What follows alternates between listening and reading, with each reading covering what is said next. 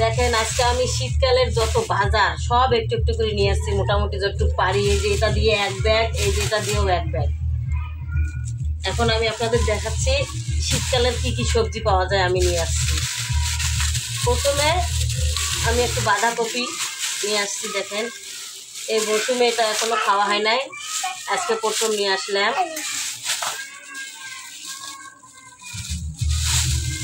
বাজনা বড় একটা, এত বড় নিতে চাই নাই, কিন্তু ছোট নাই। এই যে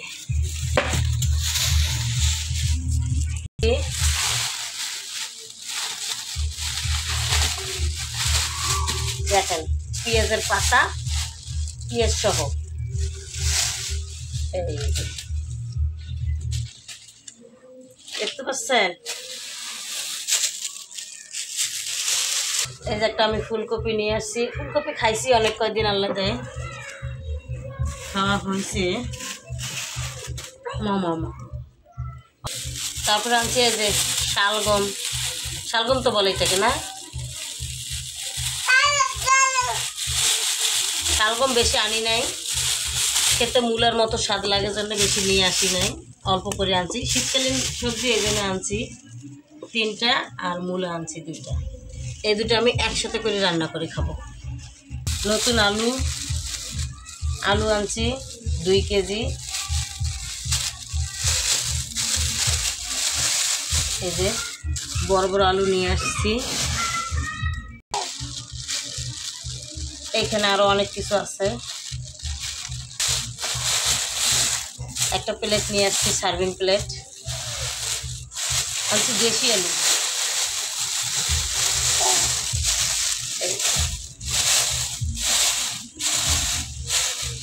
দেশি আলু, ধনে পাতা,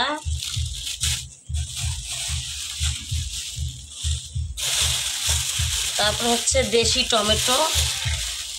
এটা আবার দেশি না, কিন্তু আমি দেশি বিদেশি দুটো একসাথে করে আনছি।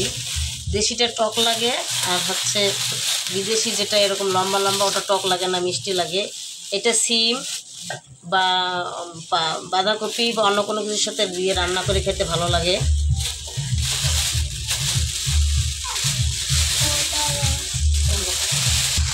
এই যে সিম আনছি, বিসি এলা সিম, এখানে অনেক বিসি আছে, ভরপুর বিসি। এই যে এই সিমটা স্বাদ লাগে ভালো। এই প্লেটটাও আজকে নিয়েছি, দেখি পছন্দ হয়েছে এই জন্য নিলাম। এটাতে করে আমি রান্না করে আপনাদের খাবার পরিবেশন করে দেখাবো। এই প্লেটটা কিন্তু অনেক সুন্দর, জোস লাগতেছে আমার। আরও আছে, দেখাও আজকে কি আনছি। আরও আনছি পেঁয়াজ আনছি 1 কেজি। নতুন পেঁয়াজ কিন্তু এটা শীতকালীন পেঁয়াজই। আর হচ্ছে পালং শাক, আমার পছন্দের শাক আনছি আমি, পালং শাক আমি আনছি। আর আনছি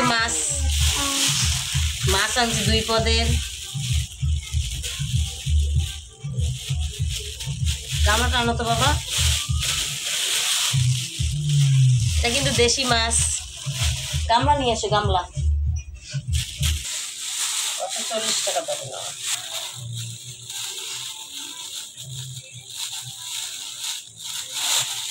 দেশি মাছ আনছি আমি, দেখেন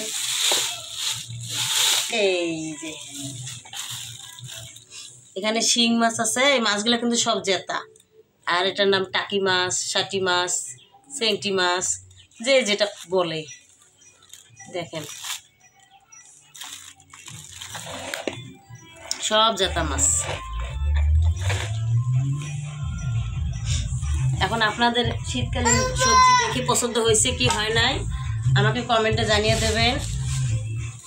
কোন কোন সবজিটা আপনারা খেয়েছেন আর কোনটা খাওয়া বাকি আছে কমেন্টে জানিয়ে দেবেন। ভালো লাগলে লাইক করবেন, সাবস্ক্রাইব করে পাশে থাকবেন। আল্লাহ হাফেজ, টাটা।